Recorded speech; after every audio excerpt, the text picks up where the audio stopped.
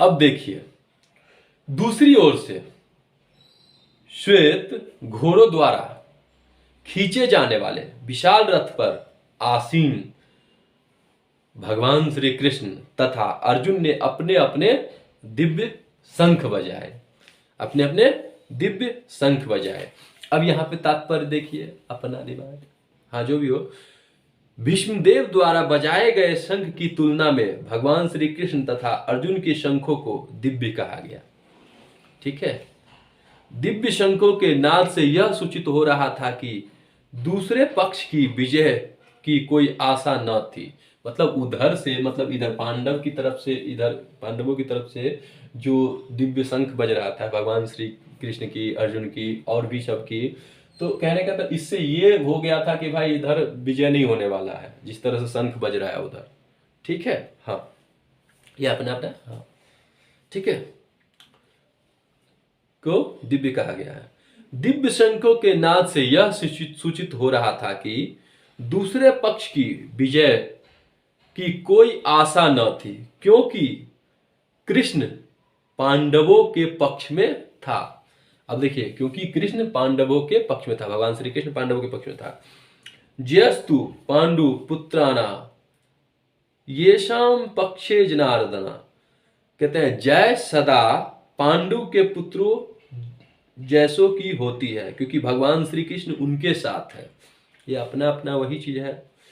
और जहां जहां भगवान विद्यमान है वहीं वहीं लक्ष्मी भी रहती है। ये क्योंकि वे अपने पति के बिना नहीं रह सकती, ये तो है। अतः जैसा कि भगवान विष्णु या भगवान श्री कृष्ण के शंख द्वारा उत्पन्न दिव्य ध्वनि से सूचित हो रहा था, विजय तथा श्री दोनों ही अर्जुन की प्रतीक्षा कर रहे थे। तो कह रहा था कि जो भी शंख बजा रहे थे, कहने का यहाँ पर अपना तात्पर्य है ना, तो दोनों की प्रतीक्षा हो रहा था कि भाई कैसे कब विजय, मतलब जैसे होगा विजय, मैं हाथ में हूं, तुम भाई बाण मारो, मैं हूं, अरे होना ही है, नहीं का सवाल ही पैदा नहीं होता। ये चीज सिस्टमेटिक हो रहा था। ठीक है, मतलब अपना अपना, हाँ जिन्होंने शंख, मतलब शंख जैसे बजा।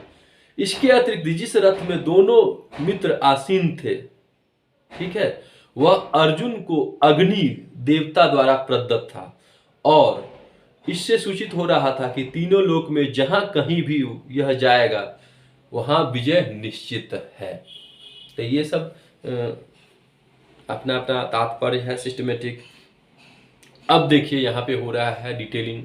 फिर डिटेलिंग मतलब वर्ड पहले, जो अब जो कहा है ना वर्ड, उसके बाद तात्पर्य जो सिस्टम है वो अपना आप लगाइए। तो उसी हिसाब से भगवान श्री कृष्ण ने अपना पांचजन्य शंख बजाए। तो वहां तो शंख बजा ही दिए थे, ठीक है, वो जो दिखा रहे थे। अब उनके नाम भी बता रहे हैं यहाँ पे। कौन ये, क्योंकि यहाँ तो ये नहीं, इनके हाथ, मेरे हाथ में अगर मान लीजिए ये है तो ये इसी से लिखेंगे ना। तो ये तो पता था कि भगवान श्री के पास पंचजन्य शंख है।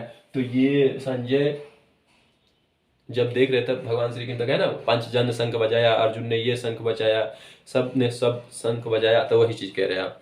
तो वहां पे वो कह रहे हैं किसको, यहाँ का आंखों देख लाइव टेलीकास्ट जो है डिस्चार्ज को बता रहे हैं कि भगवान श्री कृष्ण ने अपना पांचजन्य शंख बजाया, अर्जुन ने। अब देखिए यहाँ पे ये आजकल तो क्वेश्चन सब तरह के होते हैं, लेकिन पूछता कौन है, यही बात है। भगवान श्री कृष्ण ने अपना पांचजन्य शंख बजाया, अर्जुन ने देवदत्त शंख बजाया। अर्जुन के पास जो शंख था उसका नाम क्या था, देवदत्त। अब देखिए शंख सबके नाम, ठीक है। तथा अति भोजी एवं अति मानवीय कार्य करने वाले भीम ने, जैसे कहते हैं भोज खाना खाते थे और ज्यादा कहते हैं ना, हाँ, अति भोजी और अति मानवीय, मानव नहीं करते उससे ज्यादा भी करते थे, कहने का था मानवीय कार्य करने वाले भीम ने पांडु नामक, तो भीम के पास कौन सा शंख था, तो पांडु नामक। तो भीम ने पांडु नामक शंख, भयंकर शंख बजाया यहाँ पे, ठीक है। तो देवदत्त नामक शंख किसके पास हो गया, अर्जुन के पास। अब पांडु नामक शंख किसके पास हो गया, आपका भीम के पास, ठीक है। अब भगवान श्री कृष्ण पांचजन्य शंख, ये तो पता ही होता है, ठीक है। अब देखिए इनका फिर तात्पर्य, ठीक है। कहता है इस श्लोक में भगवान श्री कृष्ण को ऋषिकेश कहा गया है, ठीक है, क्योंकि वे ही समस्त इंद्रियों के स्वामी हैं। सारे जीव उनके भिन्न अंश है, ठीक है, भिन्नांश है, तो यानी उन्हीं के अंश है, ठीक है। अतः जीवों की इंद्रियां भी उनकी इंद्रियों के अंश है। अतः जीव की जितने भी इंद्रियां हैं वो भी किनके हैं? भगवान के अंश है, ये तात्पर्य, ठीक है। तो वही कह रहे हैं कि सही होता है। तो चूंकि निर्विशेषवादी जीवों की इंद्रियों के कारण बताने में असमर्थ है, इसलिए वे जीवों को इंद्रिय रहित या निर्विशेष कहने के लिए उत्सुक रहते हैं, यही तात्पर्य है। अब वही जो इतना शंख बजा दिया, अब इसके बाद नेक्स्ट पॉइंट तो वही कहते तात्पर्य को क्लियर, ठीक है, ठीक है। में असमर्थ है, इसलिए वे जीवों को इंद्रिय रहित और निर्विशेष कहने के लिए उत्सुक रहते हैं। भगवान समस्त जीवों के हृदयों में स्थित होकर उनकी इंद्रियां को निर्देशन करते रहते हैं। तो वही कहते हैं भगवान सभी जीवों के मतलब अंदर इंद्रियों को निर्देशन करते रहते हैं, किंतु वे इस तरह निर्देशन करते हैं कि जीव उनकी शरण ग्रहण कर ले, और विशुद्ध भक्त की इंद्रियों का तो वे प्रत्यक्ष निर्देशन करते हैं, और जो भी एकदम शुद्ध भक्त होता है उसका तो डायरेक्ट कहता है कि भाई सब कुछ मैं ही हूँ, कहने का पर हाँ निर्देशन करते हैं कि जीव उनकी शरण ग्रहण कर ले, और विशुद्ध भक्त की इंद्रियों का वो तो स्वयं प्रत्यक्ष मतलब डायरेक्टली हाँ कर निर्देशन कर ले। यहाँ कुरुक्षेत्र की युद्ध भूमि में भगवान श्री कृष्ण अर्जुन की दिव्य इंद्रियों का निर्देशन करते हैं। तो यहाँ पे कुरुक्षेत्र में अब वही है ना कि यहाँ से जब दिव्य शंख बज जाता है तभी ना कहते हैं ले चलो, तो वही पॉइंट सब आएगा। तो फिर वहीं पे ना जो पूरा प्रत्यक्ष डायरेक्ट सब कुछ, वैसे तो कितनी बार इससे पहले भी समझाए दिखाए होंगे, 100% दिखाए ही है पाशुपता का शास्त्र, तो जो पढ़े हैं तो वही कहते हैं जो स्टार्टिंग से यहाँ पे तो हम यहाँ का के लिए लाइव टेलीकास्ट हो रहा है ना, हाँ तो ये चीज़ है, और इसी में पूरा जीवन का सार है, ठीक है। तो अब देखिए यहाँ पे है,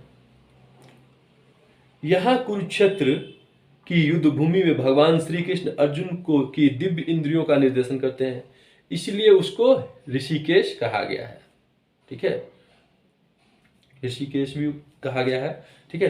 भगवान के विविध कार्यों के अनुसार उनके भिन्न भिन्न नाम है। तो भगवान कहता है जो जो कार्य करता है उसी हिसाब से उनका नाम है। उदाहरण अर्थ मतलब जैसे इनका एक नाम मधुसूदन भी है। तो वैसे कहते हैं जो नाम जो कर्म से ही पहचाना जाता है ना, हाँ तो वही कहते हैं मधुसूदन, क्योंकि उन्होंने मधु नाम के असुर को मारा था, इसलिए उनका नाम हो गया मधुसूदन, ठीक है। वे गौ तथा इंद्रियों को आनंद देने के कारण, अब देखिए वो गौ यानी गौ माता, ठीक है, और इंद्रियां उसको आनंद देता है, ठीक है, इसके कारण उसे उन्हें गोविंद कहा गया, ठीक है। वसुदेव के पुत्र होने के कारण इनका नाम वासुदेव है। अब देखिए, अब इससे पहले तो ओम नमो भगवते वासुदेवाय, इससे पहले भी तो बोलते हैं। तो यही चीज है जो अपना अपना अर्थ जो निकालते हैं ना कि वासुदेव के पुत्र है, तभी उन्हें क्या कहेंगे?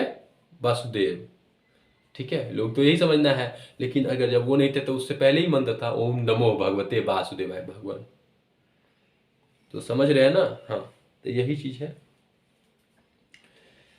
देवकी को माता रूप में स्वीकार करने का इनका नाम देवकी नंदन है।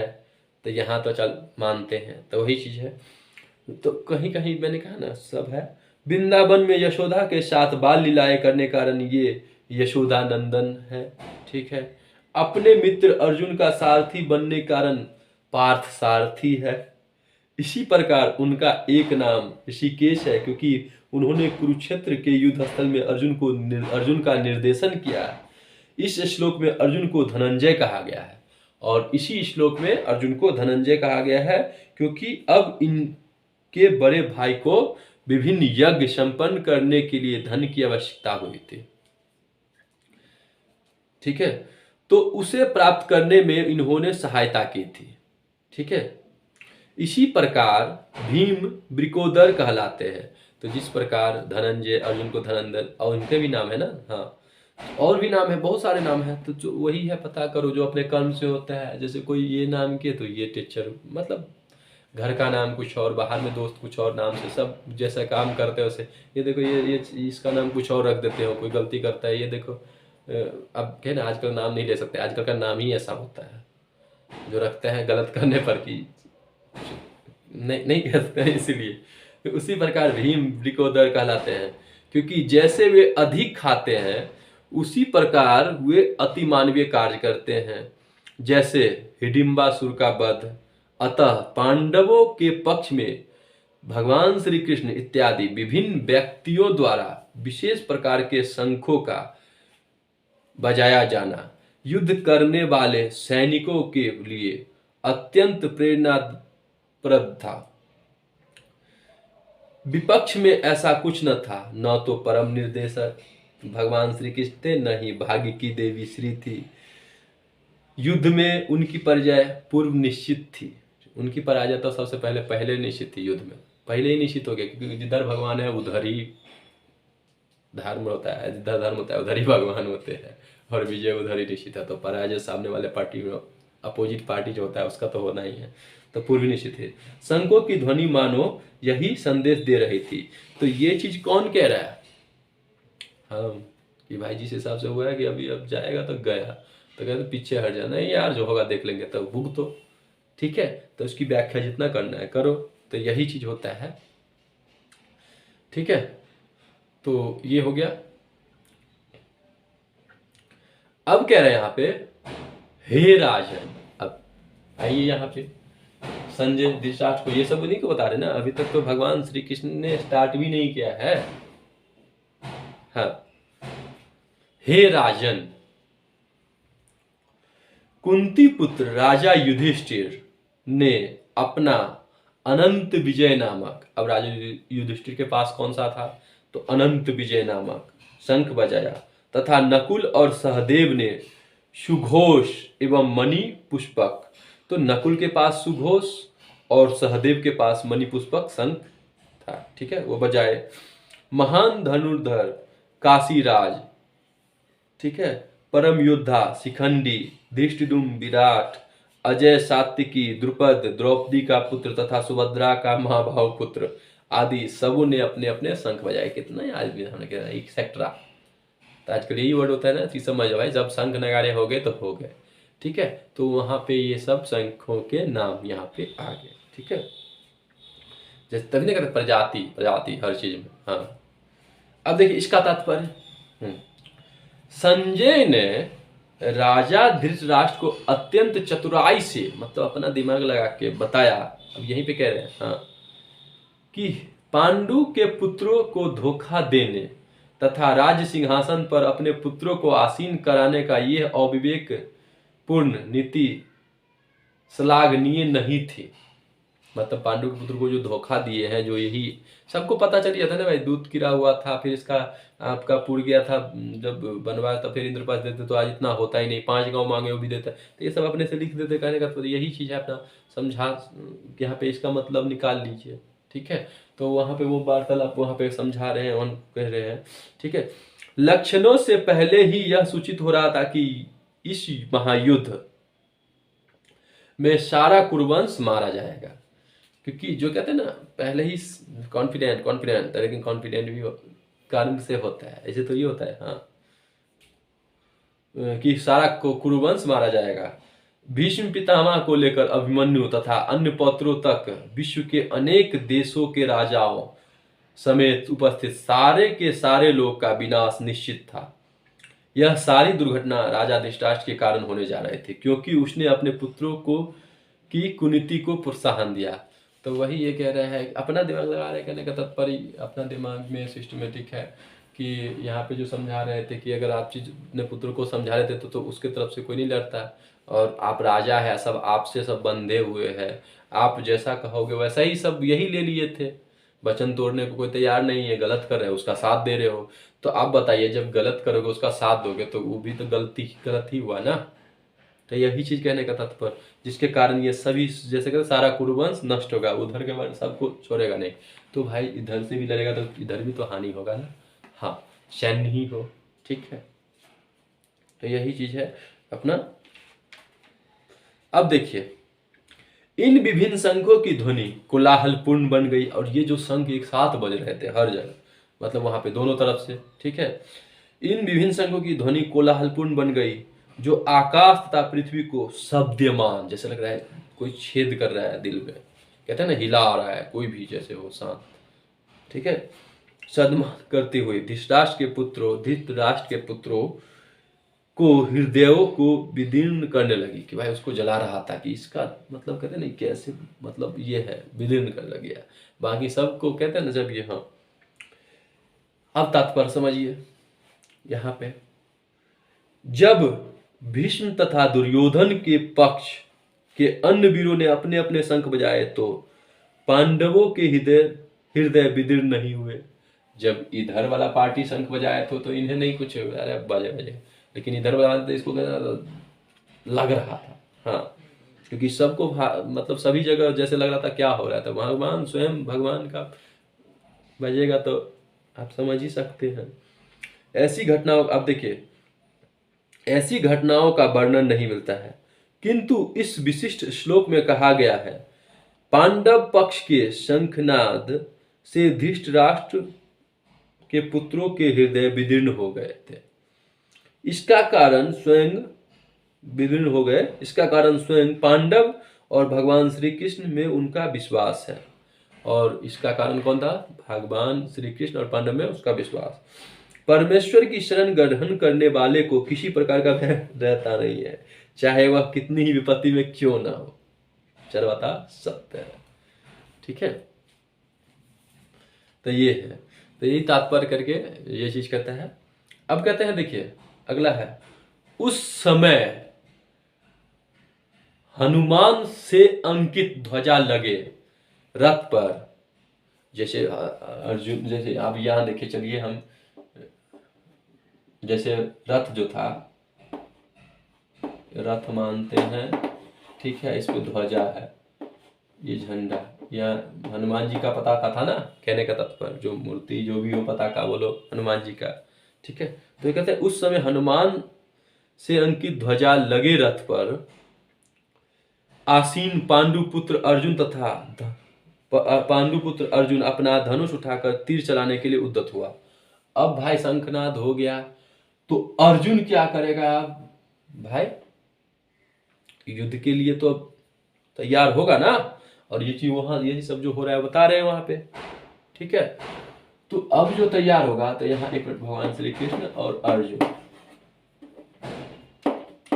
ठीक है, के भगवान श्री कृष्ण अर्जुन, ठीक है, तो तीर चलाने के उद्यत हुआ। हे राजन, धृतराष्ट्र के पुत्रों को व्यूह में खड़ा देखकर अर्जुन ने श्री कृष्ण से ये वचन कहे। अब धृतराष्ट्र के पुत्रों को, अब देखिए यहाँ पे धृतराष्ट्र के पुत्रों को अर्जुन यहाँ से देखता है, तो अब ये वचन कहे। अब क्या कहता है देखिए, तो वचन कहने से पहले थोड़ा सा फिर इसका भी तात्पर्य कर लेते हैं, ठीक है। युद्ध प्रारंभ होने ही वाला था, क्योंकि दोनों तरफ अब शंखनाद हो गया था ना, होने वाला था। उपयुक्त कथन से ज्ञात होता है कि पांडवों की सेना की अप्रत्याशित व्यवस्था से धृतराष्ट्र के पुत्र बहुत कुछ निरुत्साहित थे, क्योंकि युद्ध भूमि में पांडवों का निर्देशन भगवान श्री कृष्ण के आदेशानुसार हो रहा था। जैसे भगवान श्री कृष्ण आदेश देते थे उसी हिसाब से हो रहा था। अर्जुन की ध्वजा पर हनुमान का चिन्ह भी विजय का सूचक था, ठीक है, रक्त पताका जो कहते हैं महावीर वंश ध्वज, क्योंकि हनुमान ने राम तथा रावण, ठीक है, रावण के युद्ध में राम की सहायता की थी, जिसमें राम विजय हुए थे, ठीक है। इस समय अर्जुन की सहायता के लिए उनके रथ पर राम तथा हनुमान दोनों उपस्थित थे। भगवान श्री कृष्ण साक्षात राम है, और जहां भी राम रहते हैं वहां नित्य सेवक हनुमान होता ही है, तथा उनकी नित्य संगिनी वैभव की देवी सीता उपस्थित रहती ही है। अतः अर्जुन के लिए किसी भी शत्रु से भय का कोई कारण ही नहीं है था। इससे भी अधिक इंद्रियों के स्वामी भगवान कृष्ण, देखिए एक ही है सब, हाँ, तो अन्य को समझ के ऊपर होता है। भगवान कृष्ण निर्देश अपना अपना नाम दे दिया है ना, तो यहाँ पे तो सब यही है। भगवान श्री कृष्ण विराट स्वरूप में जब हम वर्णन करेंगे तो वहाँ तो क्लियर होगा। कृष्ण निर्देश देने के लिए साक्षात उपस्थित थे। इस प्रकार अर्जुन को युद्ध करने के मामले में सारा सत्य परामर्श प्राप्त था, सत्परामर्श प्राप्त था। ऐसी स्थितियों में जिनकी व्यवस्था भगवान ने अपने शाश्वत भक्त के लिए की थी, निश्चय विजय के लक्षण स्पष्ट थे। तो सब कुछ तो पहले व्यवस्था कर दिया भाई, हनुमान जी को बैठा दिए थे रथ पे पहले ही कि युद्ध में हम खुद बैठे हुए हैं जो, तो वो तो वही चीज है। तो जो चीज युद्ध के जो भी होते हैं ना भाई, अब जैसे कहते हैं अस्त्र शस्त्र जो भी चाहिए, जैसे जब हम तैयार जब कभी किसी से लड़ते हैं तो कहते हैं ना तैयार होना चाहिए, फुल टू जब तक तैयार नहीं है नहीं कर सकते। वैसे अचानक हो जाए तो वहां तो हो ही जाएगा। जैसे विराट का युद्ध हुआ था तो अकेले, तो जिसको जो वरदान होता है वहां तो शक्ति ऑटोमेटिक आ ही जाता है, जो जो होना रहेगा। लेकिन अगर ऐसे कहीं जाते हैं तो पता है तो आपको तैयार होके ही जाना चाहिए, ठीक है। अब देखिए वहीं पे मैंने क्या कहा था, ये चीज होने के बाद अर्जुन तीर लेके तो अब उठा, शंखनारे हो गए तो अर्जुन तीर लेके उठा था, ठीक है। अब अर्जुन वही कह रहे हैं, भगवान श्री अर्जुन खड़ा होकर धृतराष्ट्र के पुत्रों को व्यूह में खड़ा देखकर, मतलब इस तरफ अर्जुन खड़ा देखकर अर्जुन ने भगवान श्री कृष्ण से ये वचन कहे। अब देखिए अर्जुन ने कहा, हे अच्युत, ठीक है, कृपया करके मेरा रथ दोनों सेनाओं के बीच ले चले। अब यहां से देखिए, यहां से टिक टिक टिक टिक टिक टिक टिक टिक टिक टिक टिक अब होगा यहाँ पे संवाद। अभी तक तो यहाँ पे जो कहते हैं ना कि भाई कोई चीज होता है तो पहले उपरोक्त मद्दों को, तो उपरोक्त तो ये यहाँ तक आया कैसे, तो पास्ट का जो घटना हुआ था उस वही ना इस घटना को इस मोड़ पे ला कर रख दिया। अगर पास्ट की घटना यहाँ तक पास्ट में अगर वैसी गलती नहीं होता कहने का, तो लास्ट तक कितना था, संदेश शांति वाहक, तो यहाँ आता नहीं आता ना, तो पास्ट को मध्य जो पास्ट में जो था उसी का तक कंक्लूजन यहाँ निकला था ये, और इस पर भी यहाँ से समाध भेजेंगे तो वहां अभी भी सोच रहे हैं, ठीक है। तो वही कह रहा है अभी क्या होगा देख लेंगे, तो वही कह रहा है होगा तो देख लेंगे। तो विराट स्वरूप देख लेता है फिर भी माया कहते हैं उन्हें, समझ गए। तो वो बाद में जब वहां पढ़ेंगे वहां क्या है कैसे है उस हिसाब से समझ रहे ना, तो क्योंकि वो तो बता ही होंगे ना, ठीक है ना। तो यही चीज अब यहाँ पे देखिए अर्जुन ने जब ये खड़ा होकर देखा भाई पहले हमें यहाँ पे युद्ध के दोनों सेनाओं के मध्य, अर्जुन कहा कि कृपा कर हे श्री कृष्ण कृपया करके मेरा रथ दोनों सेनाओं के बीच ले चले, जिससे मैं यहाँ पर स्थित युद्ध की अभिलाषा रखने वाले को और शस्त्रों कि इस महान परीक्षा में जिनसे मुझे संघर्ष करना है उसे मैं देख सकूं। तो यहाँ से कहीं थोड़ा दूर दिख रहा है, कहीं ले चलो, यहाँ पे ले चलो। आजकल तो भाई कुश्ती होता है कहने का तो समझ रहे हो, वहां तो भाई दूर भी था, तुम मारो तो यहाँ से चला जाता था। अब तो भाई बगल में बगल से सता के गोली, जैसे जो भी सिस्टमेटिक हो, दूर में भी नहीं जो बचने का चांस है सिस्टमेटिक जो आजकल होता है। तो चलो कोई बात नहीं, वो तो युग परिवर्तन का जो सिस्टमेटिक है। तो ये दोनों सेनाओं के मध्य जैसे यहाँ पे भगवान अब ये रथ को जैसे यहाँ से रथ को ले लिए, तो रथ हम कैसे बनाए, रथ तो आज के डेट के हिसाब से गाड़ी बना लेते हैं ना, ठीक है। भगवान कृष्ण अर्जुन जो भी हो ऐसे तीर बना दिए, हाँ ठीक है। भगवान अश्व, ठीक है, जो भी हो आप समझ रहे हैं ना, हाँ कुछ भी चलिए, ठीक है, जो भी हो कृष्ण अर्जुन, जो भी हो कृष्ण अर्जुन, ठीक है। अपना अपना समझ लीजिए ना, समझना है ना, समझना है ना। हाँ अभी इतना देखने लगे तो फिर तो हो गया था, फिर यही कलाकारी करने लग जाएंगे अभी तत्काल। तो अभी समझ जाइए ना कृष्ण अर्जुन, ठीक है। तो यहाँ पे आए। अब देखिए इस बात को फिर से तात्पर्य में, यद्यपि भगवान श्री कृष्ण साक्षात भगवान है, ठीक है, किंतु वे अहेतुकी कृपावश अपने मित्र की सेवा में लगे हुए थे। वे अपने भक्तों पर स्नेह दिखाने में कभी नहीं चूकते। वे अपने भक्तों पर जो कहते हैं ना प्रेम, कभी नहीं चूकते, ठीक है। इसलिए जब भी मतलब उन्हें मिलता है कि तुरंत वो आ जाते हैं।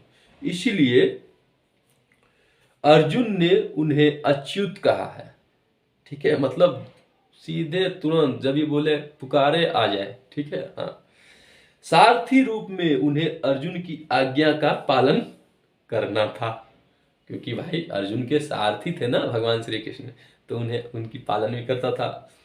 और उन्होंने इसमें कोई संकोच नहीं किया, अतः उन्हें अच्युत कहकर संबोधित किया गया है।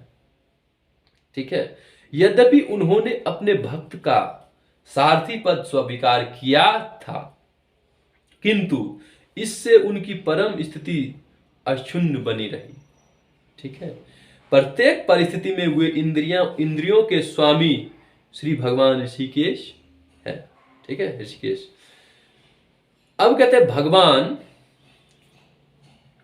ऋषिकेश, अब कहते हैं भगवान तथा उनके सेवक का संबंध अत्यंत मधुर एवं दिव्य होता है। भगवान और भक्त का संबंध अत्यंत दिव्य और मधुर होता है। सेवक स्वामी की सेवा करने के लिए सदैव उद्यत रहता है, और भगवान भी भक्त की कुछ न कुछ सेवा करने की कोशिश में रहते हैं, और भगवान भी भक्त की कुछ न कुछ सेवा करने का मौका मिले। जैसे कहते भक्त पूजा कर रहे, कुछ तो मांग ही नहीं रहे, तो जब कहानी सुनेंगे तब होगा। अभी हम इस पे चल रहे हैं। वे इसमें विशेष आनंद का अनुभव करते हैं कि वे स्वयं आज्ञादाता न बने, अपितु उनके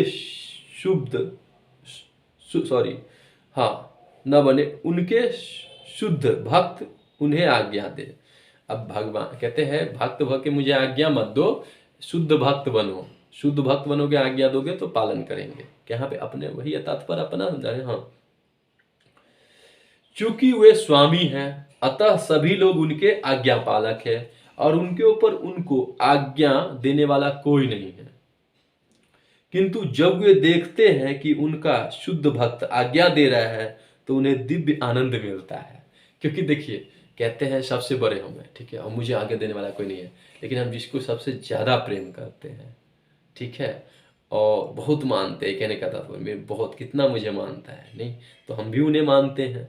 ठीक है, और वो कोई चीज़ कहता है तो भाई हमें बहुत आनंद होता है। तो यहाँ पे यही चीज़ दर्शाया गया है। ठीक है। किंतु जब वे देखते हैं कि उनका शुद्ध भक्त आज्ञा दे रहा है, तो उन्हें दिव्य आनंद मिलता है। ठीक है। यद्यपि वे समस्त परिस्थितियों में अच्युत रहने वाले हैं, कोई अति आज्ञा नहीं दे सकते कहने का, लेकिन कहते ना, हाँ, भगवान का शुद्ध भक्त होने कारण अर्जुन को अपने बंधु बांधवों से युद्ध करने की तनिक भी इच्छा न थी। भगवान का शुद्ध भक्त होने के कारण अर्जुन को अपने बंधु बांधव से मतलब कोई भी इच्छा नहीं थी, किंतु दुर्योधन द्वारा शांतिपूर्ण समझौते न करके हठ धर्मता पर उतारू होने कारण उसे युद्ध भूमि में आना ही पड़ा। नहीं तो इतना जब सुन सकता है सब, इसके बाद है ना, लेकिन नियति निर्धारित कर देता है। तभी कहता है कि जो आप कर्म करते हो ना, इसके बाद आप चाहोगे भी रोकना तो नहीं रोक सकते, क्योंकि जो कर्म किया उसका फल मिलेगा ही। जैसे अभी मैं सब एक मिनट कहाँ पे है, हर धर्मिता पर उतारू होने के कारण उसे युद्ध में आना पड़ा है। अब देखिए, अर्जुन के साथ या पांचों पांडवों के साथ इतना छल हुआ, फिर भी उसने कहा चलो इतना नहीं तो 5 गांव दे दो। लेकिन चाहते तो कह सकते थे ना। अब यहाँ पे क्या था, उस साफे का सुई की एक नोक भी नहीं देंगे, जो कहते हैं ना, कहने का कहते हैं जो। तो अब बताइए, जब पूरी तरह से ये हो जाएगा तो वही क्यों हुआ? क्योंकि मति फिर जाता है, क्योंकि आपने जो पूर्व काल में इतने जो गलत काम किए हैं, मतलब वो, और इसको आपको इसी में फल मिलना था। जो द्रौपदी का चीरहरण, इससे पहले छल, इतना मारने की कोशिश, कहने का तात्पर्य हर जगह ऐसे जो कि कभी भी आपका मतलब हो जाता, लेकिन कहते हैं टालो टालो टालो, लेकिन करेगा उन माध्यम तो वही था। तो माध्यम के अकॉर्डिंग लास्ट ऑप्शन तो भाई वचन तो सब कुछ सिस्टमेटिक यहाँ तो बताएंगे ही, जो आगे टॉपिक वाई टॉपिक में। तो यही कहता है कि नियति ऐसा बनाते, इसलिए समय रहते अपने को समझो। और अगर यहाँ तक भी था युद्ध अंतों अंत तक, जब तक प्राण है तब तक आपके पास कहता है रहता है अपने आप को बदलने का। लेकिन जब नहीं बदलते हो तो जो दुर्दशा होता है इसके बाद क्या करोगे आप, यही चीज है यहाँ पे। ठीक है, युद्ध भूमि में आना पड़ा। अतः वह यह जानने के लिए अत्यंत उत्सुक था कि युद्ध भूमि में कौन कौन से अग्रणी व्यक्ति उपस्थित है।